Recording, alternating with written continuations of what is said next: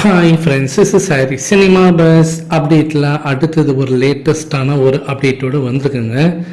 So சென்னையில் பார்த்தினாக்கா இப்போ ஸ்ருதிஹாசன் அவர்கள் வருகை தந்திருக்காங்க. ஸோ இவங்க எதற்காக வந்திருக்காங்க அப்படின்னு சொல்லி பார்த்தீங்கன்னாக்கா, கூலி படத்தோடைய ஷூட்டிங்கில் வந்து கலந்துக்கிறதுக்காக தான் வந்திருக்காங்க அப்படின்ற லேட்டஸ்டான அப்டேட் இப்போ வந்திருக்குங்க. நேற்று ரஜினி சார் சென்னை ஏர்போர்ட்டில் இந்த படத்தோட ஷூட்டிங்கில் கலந்துக்கிட்டாரு. அப்போ அவர் பேசும்போது தன்னுடைய ஷூட்டிங் ஷெடியூல் இந்த ஷெடியூலோடைய, அதாவது இந்த மாதத்தோடு முடிஞ்சிடும் அப்படின்ற மாதிரி அவர் சொல்லியிருந்தார். இந்த படத்தோடைய ஒட்டுமொத்த ஷூட்டிங்கே அடுத்த மாதத்தோடு முடிச்சிட போகிறாங்க. இந்த நிலையில் தான் வெளிநாட்டில் தங்கியிருந்த ஸ்ருதிஹாசன் அவர்கள் இந்த படத்தோட ஷூட்டிங்கில் கலந்துக்கிறதுக்காக இப்போ சென்னைக்கு வந்திருக்காங்க. அவங்களோட ஷூட்டிங் பார்த்தினாக்கா இந்த மாதம் நடக்க போகுது. இந்த படத்தோட ஷூட்டிங்கில் அவங்க கலந்துக்க போகிறாங்க. அடுத்தது ஒரு முக்கியமான அப்டேட் ஒன்று வந்திருக்கு. மணிரத்னத்தோடைய படத்தை சம்மந்தமாக. மணிரத்னம் ரஜினி சார்கிட்ட ஒரு கதை சொன்னதாகவும், அதுக்கிட்ட ரஜினி சார் அந்த படத்தில் நடிப்பாருன்னு சொல்லிட்டு நிறைய விஷயங்கள் நம்ம பேசியிருந்தோம்.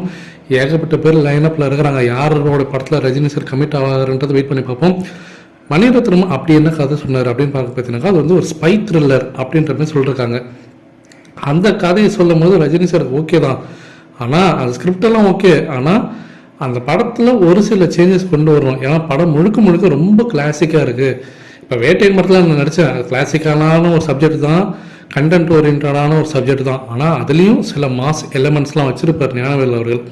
அதே போல் தன்னுடைய மாஸ் ஆடியன்ஸை கவர் பண்ணுற மாதிரி ஒரு சில சீன்ஸ்லாம் இருக்கணும், ஒரு சில கேரக்டரைசேஷன் மாற்றணும் அப்படின்ற மாதிரி ரஜினி சார் ஒரு இன்புட் கொடுத்ததாகவும், அதில் ஒரு சில விஷயம் மணிரத்னம் அவர்கள் காம்ப்ரமைஸ் பண்ணிக்கிட்டு ஸ்கிரிப்டில் ஒரு சின்ன சேஞ்சஸ் பண்ண போகிறதாகவும் இப்போ தகவல் வந்திருக்கு.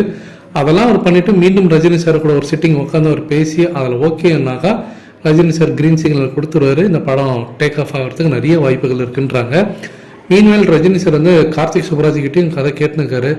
அதேமாதிரி அட்லியும் பார்த்தீங்கன்னாக்கா ரொம்ப ட்ரை பண்ணிருக்காரு, ரஜினி சாரை வச்சு ஏதாவது ஒரு படம் எடுத்து ஆகணும் அப்படின்ற மாதிரி அவரும் ட்ரை பண்ணியிருக்காரு. வெங்கட் பிரபு அவர்களும் ரஜினி சார்கிட்ட ஒரு ஒன் லைன் ஸ்டோரி ஏதோ சொல்லிடுறதாக தகவல் வந்திருக்கு. ஸோ ரஜினி சார் ஃபைனலாக யாரை முடிவு பண்ண போகிறாரு அப்படின்றத நம்ம வெயிட் பண்ணி தான் பார்க்கணும். இது மற்ற நடிகர் மாதிரி கிடையாது. ரஜினி சாரை வச்சு படம் எடுக்கணும்னு சொல்லிட்டு இயக்குநர்கள் கியூ கட்டி நிற்கிறாங்க.